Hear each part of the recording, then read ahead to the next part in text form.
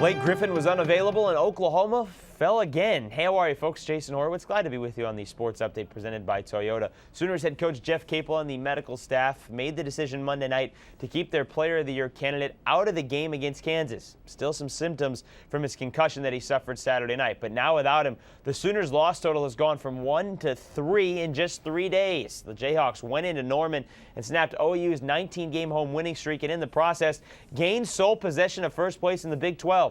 Oklahoma, with freshman Willie Warren carrying the way, got out to a 22-8 lead, but was outscored 28-7 in the final 8 minutes of the first half. Lost by 9. Kansas center Cole Aldridge able to dominate the paint without Blake Griffin there. 15 points and a career-high 20 rebounds, helping Tyshawn Taylor to his career-high with 26, and Sharon Collins also get 26. Take a look at some of the big games on tonight's slate, and every single one of these with teams fighting for tournament spots. Penn State and Ohio State in that jumble there in the Big Ten. They both need this game. Providence, Florida, BC, and the two in the Mountain West all looking for more wins, or in the Friars' case, or the Gators' case, a marquee win to bolster tournament hopes. Pitt playing as the #1 team for the second time this season. Meanwhile, Carlos Boozer Monday night played for the first time with Utah since injuring his left knee back in November. The All-Star missed the last 44 games, but his team was able to hold its head above water in the 8th spot in the West, and now with a full roster, ready to try and climb as high as the 3rd seed in the Western Conference. Took a step towards that Monday night with a 19-point victory against Atlanta, and got help because the Celtics dismantled the Nuggets, the current 3rd seed. And that game was in Denver. 114-76 final. The 38-point home defeat, Denver's second biggest home loss since joining the NBA in 1976. Boston again without the injured Kevin Garnett, but 2-0 so far without him.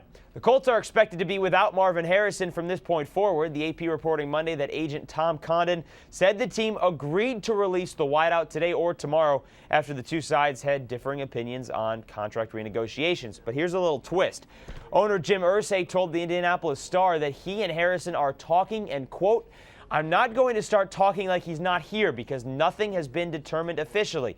He added there is a, quote, "definite possibility," close quote, that Harrison will remain with the Colts. All right, let's start the Wits hits here, and the Eagles seem like a great spot if Harrison is not with Indianapolis. After all, he does make his home in Philly, and McNabb was his college teammate at Syracuse. And speaking of the Eagles quarterback, he says he'll wait till to talk contract extensions until after he sees who Philly brings in during the offseason. Vikings working on a trade to bring in Texans backup quarterback Sage Rosenfels for a 4th-round pick. The 31-year-old would most likely make Gus Frerotte expendable. And the New York Rangers thought Tom Rennie was expendable as well. Fired their coach Monday and replaced him with former Lightning coach John Tortorella. Now, New York gave Tortorella a long-term deal. He did lead the Lightning to the Stanley Cup in 2004. That was 10 years after the Rangers last won their first in 54 years. So trying to bring that all full circle and the cup back to New York. That'll do it for the Sports Update presented by Toyota for Tuesday, February 24th. Enjoy the night in sports. I'm Jason Horowitz. Take care, folks.